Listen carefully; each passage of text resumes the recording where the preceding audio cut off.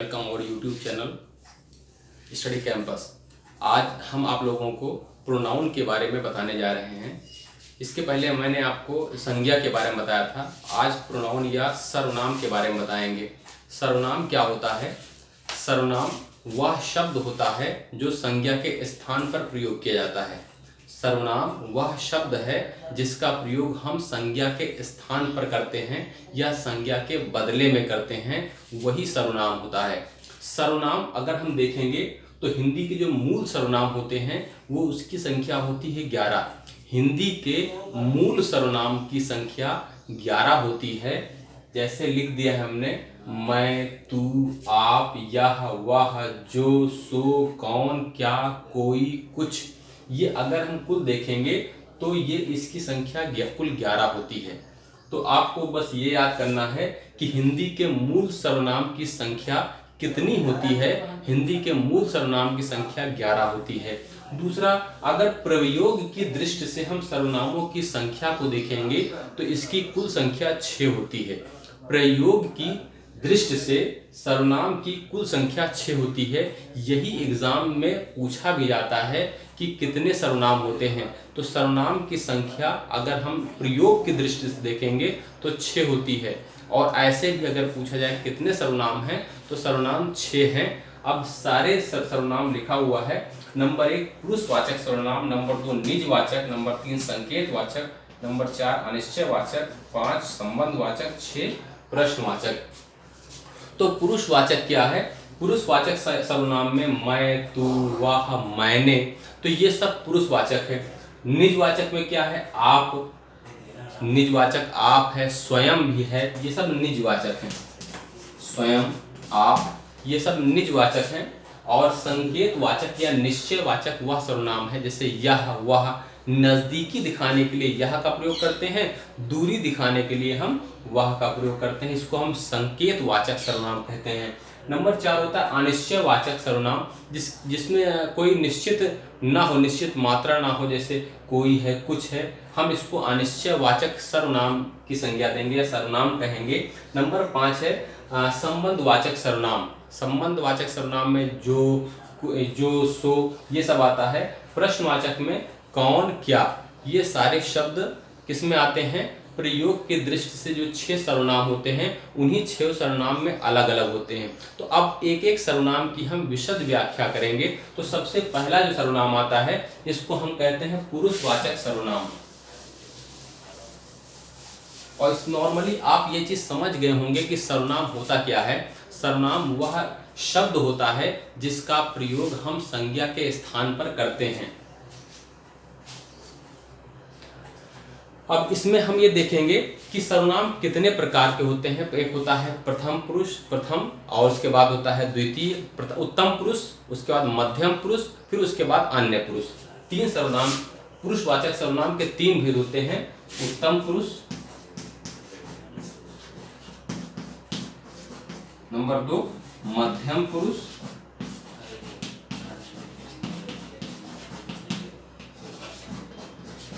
अन्य पुरुष। सर्वनाम के 3 प्रकार हैं। पुरुषवाचक सर्वनाम के 3 प्रकार हैं। प्रथम उत्तम पुरुष, मध्यम पुरुष, अन्य पुरुष। तो उत्तम पुरुष हम उसको कहेंगे जो स्वयं से संबंधित हो। जैसे कौन कौन से होते हैं? मैं, हम, हमारा, हम सब, या हम, और इस तरीके से और भी जितने भी जो मुझसे संबंधित हो, वह सर्वनाम जो स्वयं से संबंधित होता है उसको उत्तम पुरुष सर्वनाम कहते हैं। दूसरा है मध्यम पुरुष सर्वनाम। मध्यम पुरुष सर्वनाम जो तुमसे संबंधित हो, सेकंड पर्सन इसको कहते हैं। तो ये होता है तुम, आप, तुम सब।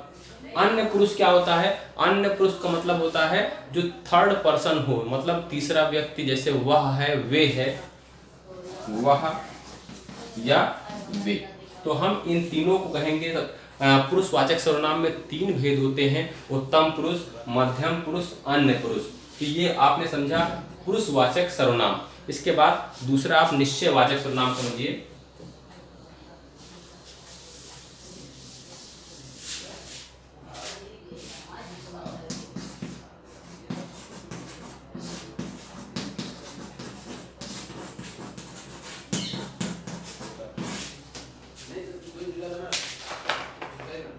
निश्चयवाचक सर्वनाम का मतलब होता है जो संकेत वाचक सर्वनाम इसको कहते हैं। जैसे इसमें कोई चीज़ हम इंगित करने के लिए, जब इशारा करने के लिए कुछ कहते हैं, जब हम नज़दीक के लिए प्रयोग करते हैं तो हम कहते हैं यह एक चौक है।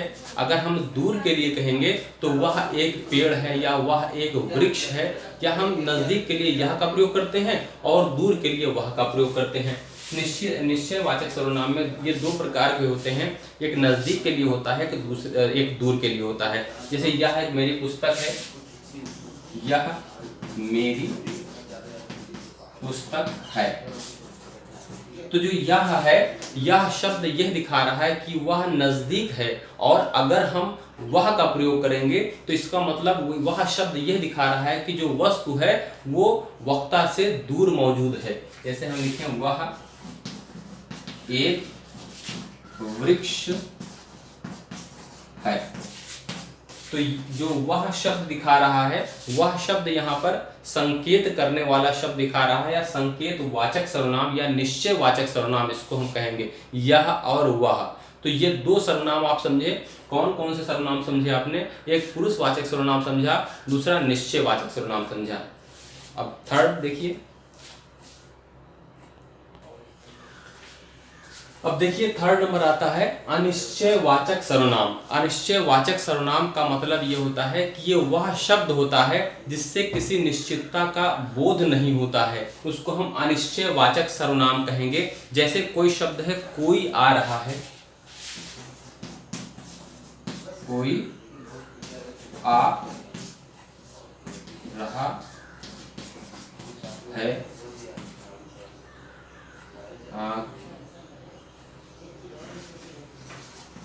कुछ जा रहे हैं। तो कोई आ रहा है, कुछ जा रहे हैं, दरवाजे पर कोई है। तो इस तरीके से जो कोई है, कुछ है, ये सारे जो शब्द होते हैं इसको हम अनिश्चयवाचक सर्वनाम कहते हैं।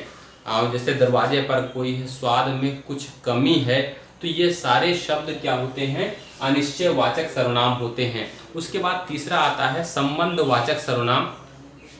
संबंधवाचक सर्वनाम में हम क्या करते हैं, जो कर्ता होता है, जो एक वक्ता होता है, वो किसी दूसरे से अपना संबंध स्थापित करता है इस वाक्य में। जैसे यह वही लड़का है जो यहाँ आया था,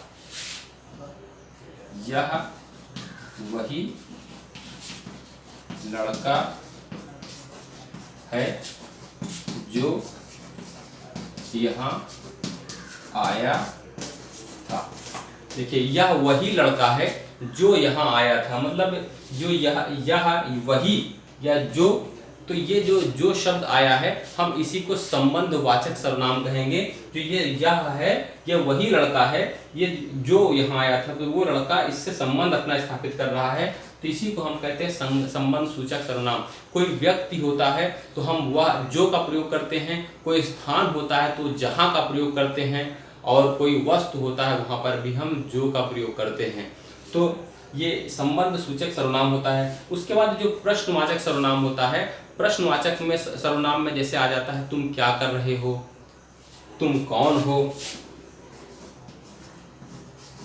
तुम क्या कर रहे हो, वह कौन है, तुम क्या कर रहे हो, वह कौन है। तो ये सारे जो सेंटेंसेस हैं, ये प्रश्नवाचक सर्वनाम। हमने दो सेंटेंस लिखे, तुम क्या कर रहे हो, वह कौन है, तो ये दोनों क्या हैं, ये इसी को हम कहेंगे प्रश्नवाचक सर्वनाम।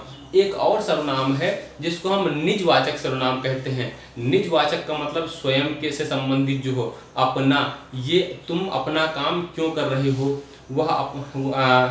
तुम अपने भाई के साथ कहाँ गए थे। तो जो अपना शब्द होता है उसी को हम निजवाचक सर्वनाम के अंतर्गत रखते हैं। अपना शब्द क्या होता है, यह निजवाचक सर्वनाम के अंतर्गत आता है। तो ये चीज आप अच्छी तरह समझ गए होंगे कि निजवाचक सर्वनाम क्या होता है। 6 सर्वनाम के बारे में हमने शॉर्ट में बताया। तो सबसे पहले हमने ये बताया था कि पुरुषवाचक सर्वनाम क्या होता है, दूसरा बताया था कि निश्चयवाचक सर्वनाम क्या होता है, तीसरा अनिश्चयवाचक सर्वनाम, फिर संबंधवाचक सर्वनाम, प्रश्नवाचक सर्वनाम और निजवाचक सर्वनाम। इस तरह से 6 सर्वनाम जो होते हैं प्रयोग की दृष्टि से, उन सभी के बारे में मैंने शॉर्ट में, संक्षिप्त में आपको बताया। अब उसके आगे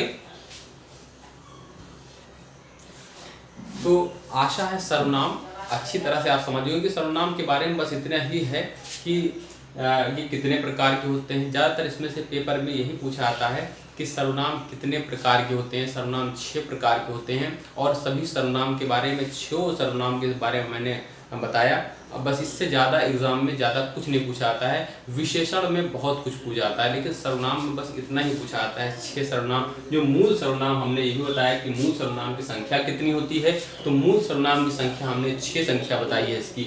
और उसके बाद प्रयोग की दृष्टि से सर्वनाम की संख्या ये 6 होती है, मूल सर्वनाम की संख्या 11 होती है। बस यही आपको याद करना और 6 का नाम आप लोग याद कर लीजिए। बस यही चीज़ सर्वनाम में आपको तैयार करना है।